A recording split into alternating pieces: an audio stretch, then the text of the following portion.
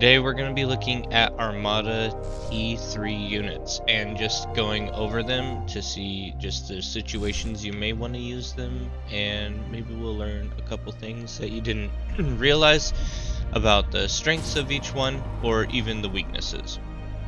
First off, we got the fast rating bot, and that would be the amphibious assault mech, the Marauder. These guys are used quite frequently in a unexpected rush, really. That's what they're going to be best at. Where the enemy team is just starting to get into T3 and maybe they don't have as many resources built up as you. And so you can get a huge group of these assault mechs and try to push in before they have anything really to counter them. Now, these guys are not that strong. You can see they have almost 5,000 health and 300 DPS. So, I would consider these more like a T2.5, but they are extremely fast. So that is one thing that's very nice about them is they can just get places really quick, and they're also amphibious, so if you have a water map, it's not going to hinder their mobility. So what I would generally see happen with these in games is people will try to find a hole where there's not quite as much of a heavy defense and get maybe 10 to 12 of these things and just try to push through that hole to get to the back line. That doesn't always work, and as the game gets later in, these will be a little bit less effective at doing that. They cost about 1,000 metal, which isn't too bad, but it is quite an investment. Next we have the Thor tank. These are one of my favorite T3s for Armada. You can see it has a DPS of 900 is what it says, but it can get up to 2,500, which is pretty insane. One thing that not a lot of people know about is the missile launcher on this.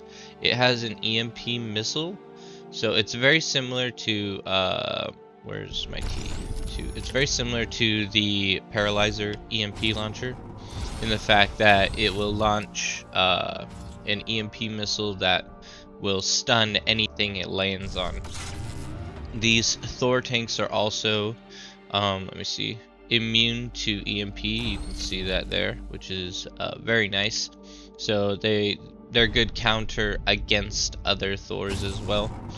So the one difference is the EMP missile doesn't have quite as long a range. It's good for like before you push in. So say someone has some static defenses here that are just shredding your T3s.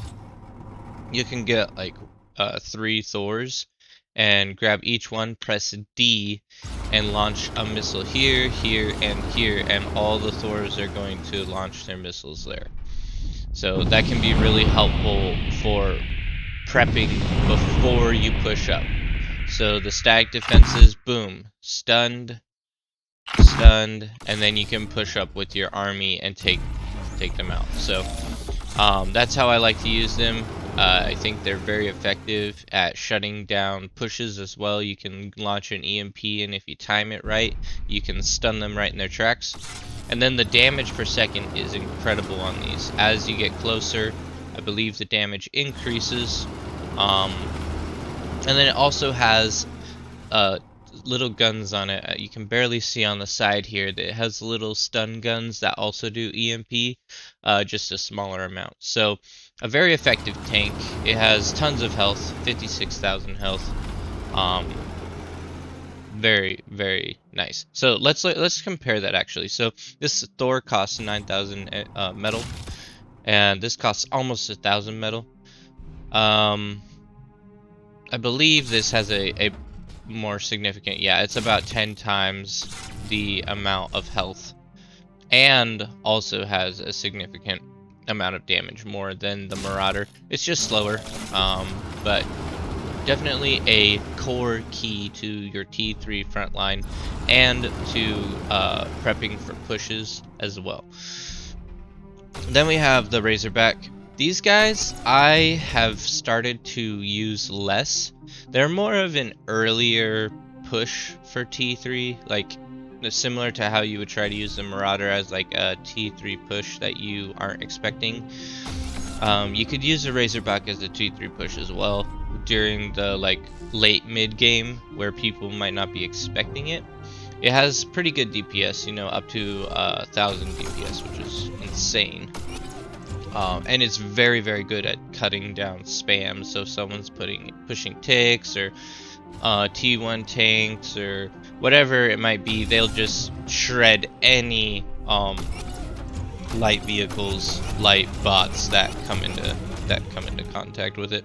And it also is pretty good at taking out air as well, because it can target and hit almost every burst with their laser beams. So it's pretty good. I definitely like it, but it is a bit weaker. It's got 13,000 health. Not necessarily a core to your front line, more of a support unit in my opinion, or an early T3 rush. Those would be good for that as well. Not quite as fast as the Marauder, which is why they're used a bit less for that. Then we have the Lunkad, and honestly the name suits it because this thing's garbage. It costs more than the Marauder in metal.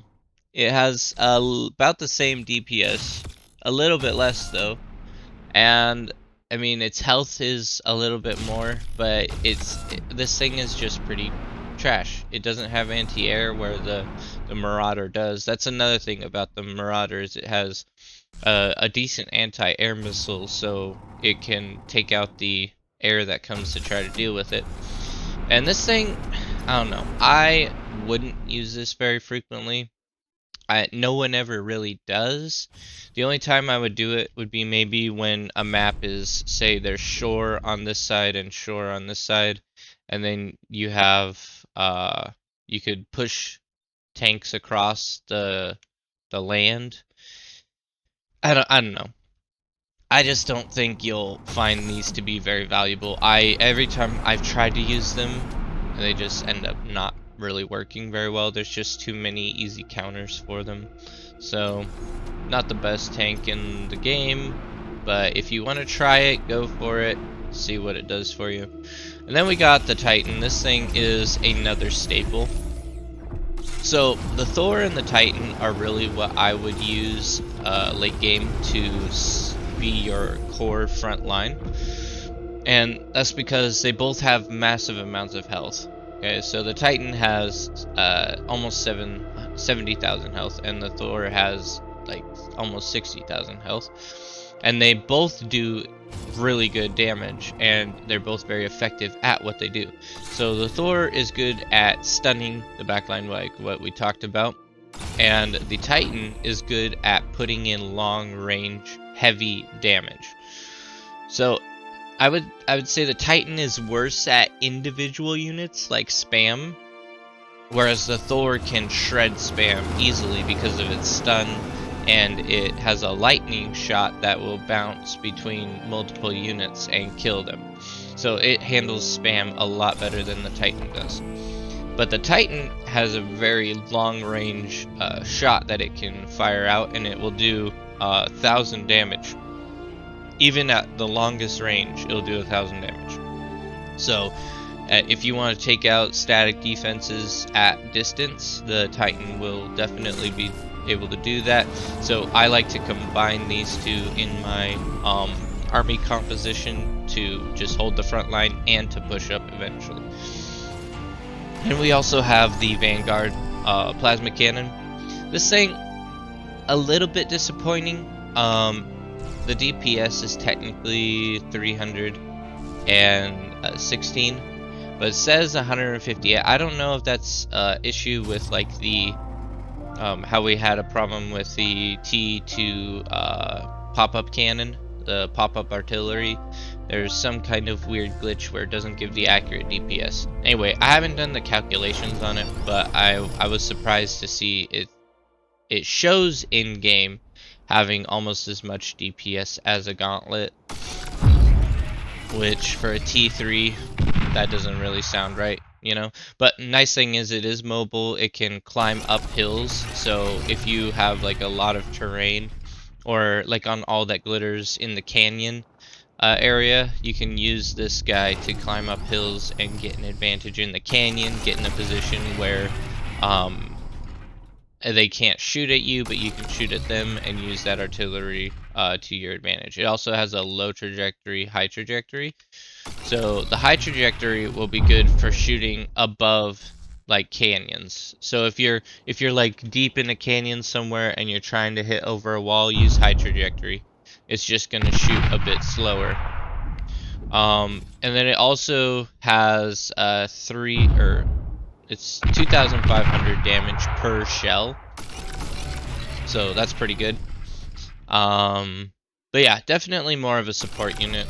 The health is 10,000, which is honestly pretty good, pretty strong unit. But yeah, definitely support with him. And I need to integrate these a bit more in my games. Usually I just focus on the front line and I don't do much for bombardment. But this could take out some static defenses and prepare the way for the front. So definitely integrate those as well. And I have mentioned previously in another video some strategy for T3, and you know how sometimes you'll get into a stalled out game and it just seems like everyone is stuck and nothing's going anywhere. A good strategy you can use is to just build up a large grouping of T3 units and then do a push together with your team. Try to be like, hey guys, we need to push in like 5 minutes after building up an army.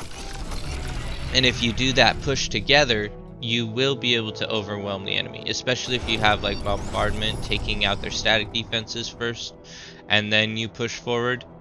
The real key in late game is just to not throw away your resources early, store them, and then take an aggression that leads to some type of victory. If you take out a full base, then that's a victory enough.